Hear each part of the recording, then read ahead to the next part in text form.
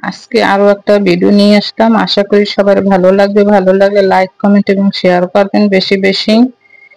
আর এই রেসিপিটি কিন্তু খেতে অসাধারণ লাগে, খুবই দুর্দান্ত একটা রেসিপি শেয়ার করব টিপস সহ। গাড়ি কিভাবে পরিষ্কার করতে অনেকেই কিন্তু জানে না। এখানে আমি পানি গরম করতে দিয়েছি, দেখতেই পাচ্ছেন। এখন আমি এই যে কসুরমুখীও বলে অনেকে, কিন্তু এই কসুরমুখী গুলো দিয়ে দিলাম। আর অবশ্যই কিন্তু ধুইয়ে দিতে হবে, অনেক বালি থাকে। পুরান আপুরা তো সবাই জানো, নতুন আপুদের জন্য এই টিপস। একটু ঢাকনা দিয়ে রেখে দিতে হবে, তাহলেই কিন্তু এই মুখাগুলা ছোলা সহ কিন্তু উঠে যাবে। আর এখানে কিন্তু আমি 5 মিনিটের মতন সেদ্ধ করেছি। ঠান্ডা হওয়ার পরে এই যে একটা প্লেটে নিয়ে নিলাম। এই যে দেখুন, খুব সহজেই কিন্তু এই খোসা উঠে গেল। এইটা কিন্তু একটা টিপস, কিভাবে খুব সহজে উঠে নেবেন। আর এই রকমের কিন্তু চাইলে অল্প সেদ্ধ করে কিন্তু আপনারা রান্না করে খেতে পারবেন। এটা আমি আজকে একটা রেসিপি শেয়ার করব, এই জন্য একটু বেশি সেদ্ধ করে নিয়েছি। আমি এই রকমের করে সবগুলো ছেলে নেব। আর চ্যানেলটি ভালো লাগলে লাইক, কমেন্ট এবং শেয়ার করবেন। সবার আগে নোটিফিকেশন আপনার কাছে চলে যাবে।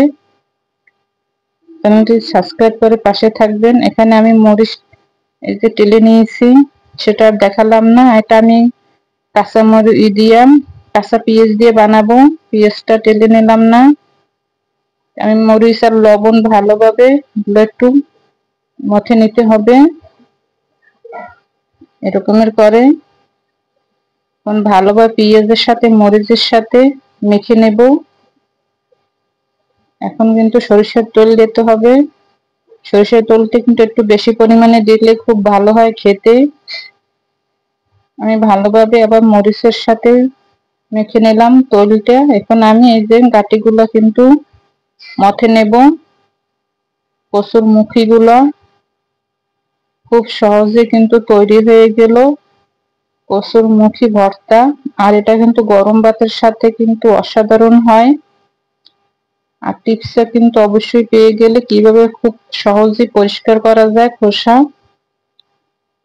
আর খেতে অসাধারণ। আমি আরো একটু তেল দিয়ে দেব, ভালোভাবে মেখে নেব।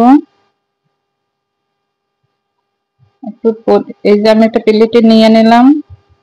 আর খেতে অসাধারণ হয়। চ্যানেলটি ভালো লাগলে সাবস্ক্রাইব করে পাশে থাকবেন। সবাইকে আল্লাহ হাফেজ।